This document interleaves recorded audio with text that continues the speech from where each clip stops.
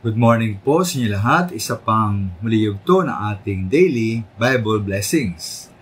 Pamagat po na ating aralin ngayong umaga ay sinong maaring magturo at magsaway?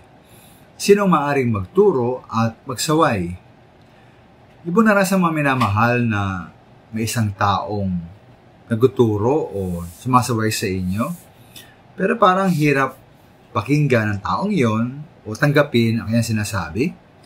Bakit po kaya? Mali unang maminamahal, ang pagtuturo at pagkasaway niya ay salungat sa kanyang gawain, pagkilos at pumuhay.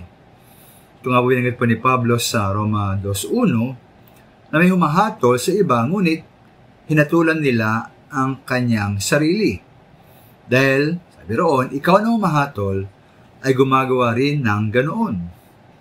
Ay nga po sa verse 21, nagtuturo ka sa iba, bakit di mo turuan ang iyong sarili? Nangaral kang masama ang magnakaw, di ka ba nagnanakaw? Kaya po, narito yung pagkasalungat ng sinasabi at kanyang ginagawa at pumuhay.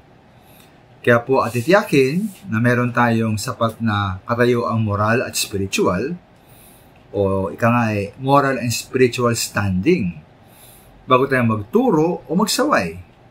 Tayo maging mabuting halimbawa sa salita at gawa, at alin po imamuhay ang salita ng Diyos. Ikalawang minamahal, maaring mahirap pakinggan ng ating turo at saway, dahil tulad tayo na binanggit ni Pablo sa 1 Timoteo 1:7, ng mga taong, sabi roon, nais silang maging tagapagturo, gayon di naman nila naunawaan ang kanilang sinasabi at ang kanilang pinagpipilitang ituro.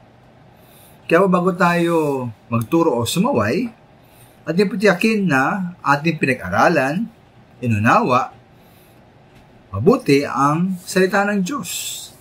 Ay nga po sa Kolosas 3:16, manahanan nawang sagana ang salita ng Diyos sa atin.